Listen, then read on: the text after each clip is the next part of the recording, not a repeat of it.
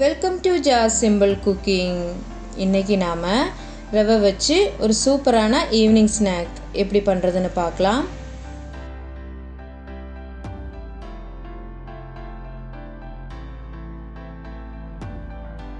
முதல்ல ஒரு பவுலில் 2 முட்டை எடுத்துக்கோங்க.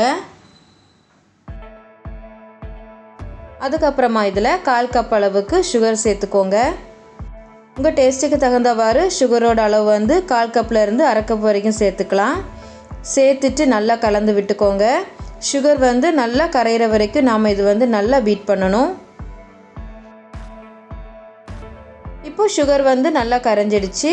இப்போ நாம் இதில் 2 சிட்டிகை அளவுக்கு உப்பு, அதுக்கப்புறமா கொஞ்சமாக ஏலக்காய் தூள் சேர்த்துட்டு நல்லா கலந்து விட்டுக்கோங்க. நல்லா கலந்து விட்டாச்சு. இப்போ நாம் இதில் 1 கப் அளவுக்கு ரவை சேர்த்துடலாம்.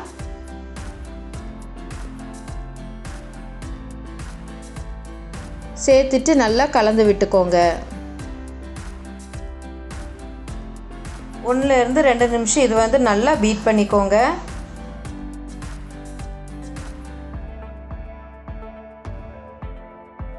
இப்போ ரவை சேர்த்து நல்லா கலந்து விட்டாச்சு.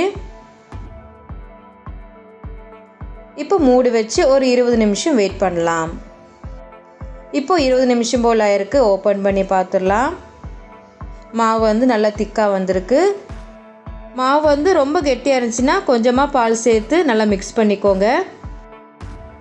எனக்கு மாவு கரெக்டான பதத்துக்கு இருக்குது, அதனால் நான் பால் எதுவும் சேர்த்துக்கல. இப்போ நாம் இதை எண்ணெயில் போட்டு பொரிச்சு எடுத்துடலாம். அதுக்காக நான் ஸ்டவ் ஆன் பண்ணி ஒரு கடாய் வச்சு அதில் முங்கி பொரியிற அளவுக்கு எண்ணெய் சேர்த்துருக்கேன். எண்ணெய் நல்லா சூடானதும் நாம் கலந்து வச்சுக்கிற மாவு கொஞ்சம் கொஞ்சமாக போட்டு பொரிச்சு எடுத்துடலாம். ஃப்ளேமை மீடியமில் வச்சுக்கோங்க.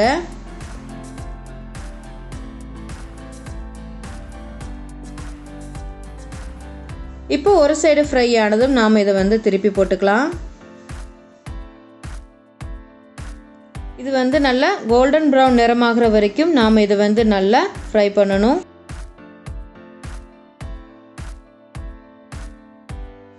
இப்படி அப்பப்போ திருப்பி போட்டுக்கிட்டே இருங்க.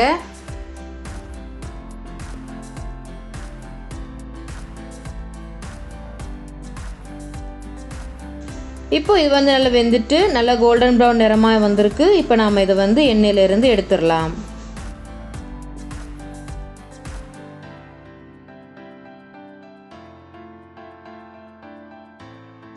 இப்போ மிச்சம் இருக்கிறதையும் போட்டு பொரிச்சு எடுத்துடலாம்.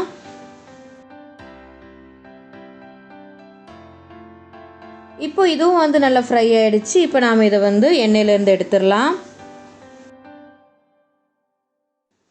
அவ்வளோதான், நம்ம ரவா ஸ்நாக் சூப்பராக ரெடி ஆகிட்டு. இது ரொம்ப ஈஸியாக பண்ணி முடிச்சிடலாம். நீங்களும் வீட்டில் ட்ரை பண்ணி பாருங்கள். இந்த வீடியோ உங்களுக்கு பிடிச்சிருந்துச்சின்னா லைக் பண்ணுங்கள், ஷேர் பண்ணுங்கள், மறக்காமல் சப்ஸ்கிரைப் பண்ணுங்கள். தேங்க்ஸ் ஃபார் வாட்சிங்.